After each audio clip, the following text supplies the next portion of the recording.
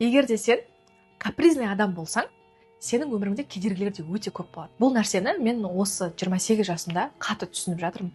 Жизнь бумеранг деп айтып жатады ғой, ол рас. Кез келген бір мелочь нәрселердің барлығына бір капризничать етіп, анау жақпайды, мынау жақпайды, мынау ұнамайды, мен бұндай не хочу деп ше. Мысалы, оны қазір психологияда көбісі шатастырады. Типа, менің границамды қойып жатырмын деп ше.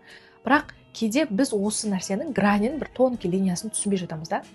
Сен өзіңнің границаңды қоюмен каприздарыңды, нәпсіңді тыю деген нәрсемен ше. И осы нәрсені түсінбеген жағдайда өмірде саған сол нәрсені қайта түсіндіре бергісі келеді. И саған кедергі бере береді деп ойлаймын. Байқайсыздар ма? Біз неге деген сайын, неге мен деген сайын бізде сол нәрсе көбейе береді да. Не нәрсеге фокусты қоясың, сол нәрсе көбейеді демекші.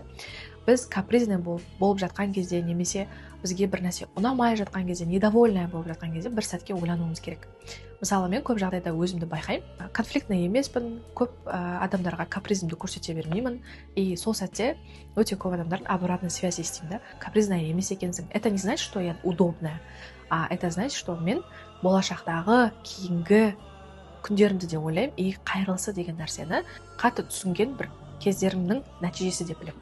Сол үшін, құрметті достар, капризный адамдарға осы рилсті жіберіп қойыңыздар. Менің айтқан нәрсем ұнамаса да, бір сәтке ойланып көруге бір түрткі болсын.